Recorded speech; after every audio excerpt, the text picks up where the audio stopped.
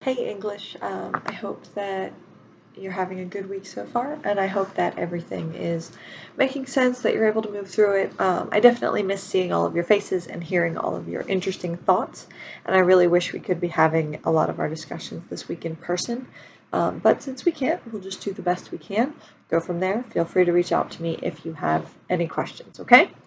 So today we're going to talk about the 6 literary terms that you need to know before you read The Ones Who Walk Away from Omelas. Now, we'll start with utopia and dystopia, which we already talked about a little bit. But just to hit a little bit more detail, utopian fiction is a style of fiction that takes place in this idealized world. Usually the author sets this utopian novel in a place that aligns with their personal philosophy of what they think would be the perfect society. Of course, utopia specifically tries to portray a perfect society, and that is the biggest difference between utopia and the much more popular dystopia. Now, of course, in dystopia, we have a dark future, right? You have the attempt at a perfect society. It's called speculative fiction because it speculates about possibilities into the future and what would happen. Um, Now, again, remember, utopian portrays a society that agrees with the author, while dystopian portrays a society that maybe would agree, but at the same time, it's an imaginary place or condition in which everything is as bad as possible. So in a utopia, everything is as good as possible, and in a dystopia, everything is bad as possible. Not usually for everybody, but at least for your protagonists, right?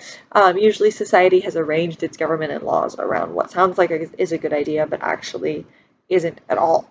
So that's those two. Then when we talk about coming of age, this is a huge genre in literature, and it's actually known as its more famous term, Bildungsroman. Now, that's a German word, okay? Bildungsroman. Bildungsroman. That's an important term that you need to know. And basically, a Bildungsroman means that the same thing as a coming of age story, and it means exactly what you think it is. The main character, the protagonist, develops morally and psychologically.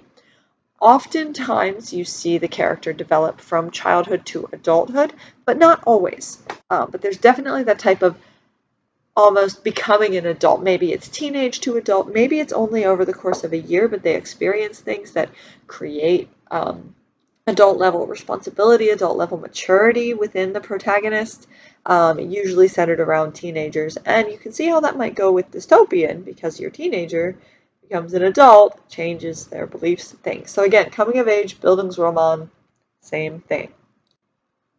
Now then we get to a paradox. Now a paradox is interesting because a paradox is derived from a Greek word and that really means contradiction or contrary to expectation.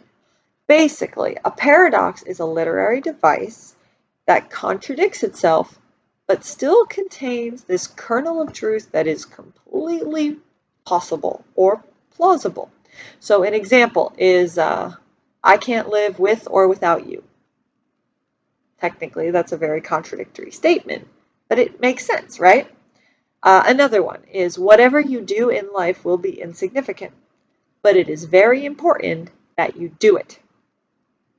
Again, paradoxical because inherently it doesn't quite make sense. However, when you think about it, it really does contain a kernel of truth.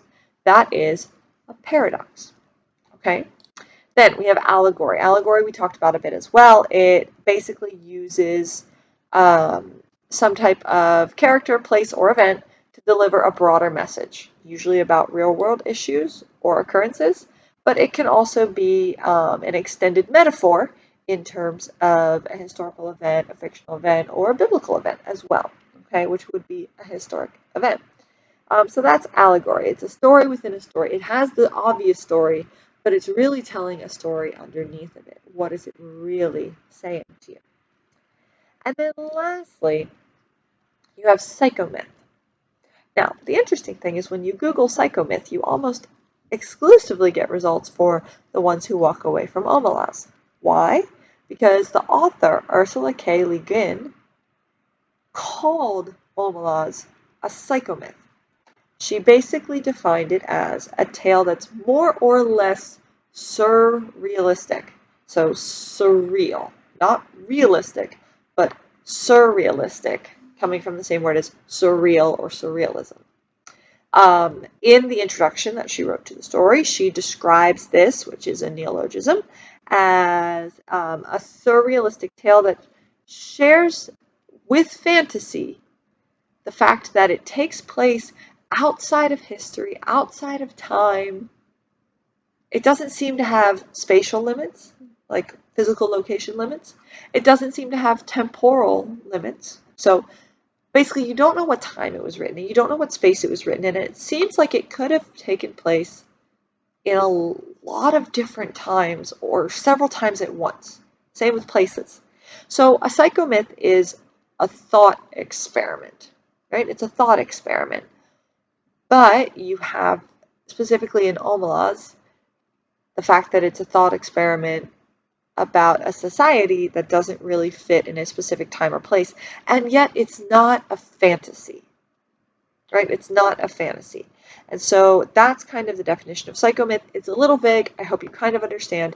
You can take a couple notes, jot down what I said on that chart so that you know and are equipped to use these terms. These are not vocabulary terms, okay? So these are not to be confused with our vocab terms. These are literary terms that are going to come up a lot about stories or writing or things like that, okay? So I hope that makes sense. I hope you understood. And I will hopefully see you guys very, very soon. Have a good one. Email me or reach out if you have any questions, and I will see you later. Bye.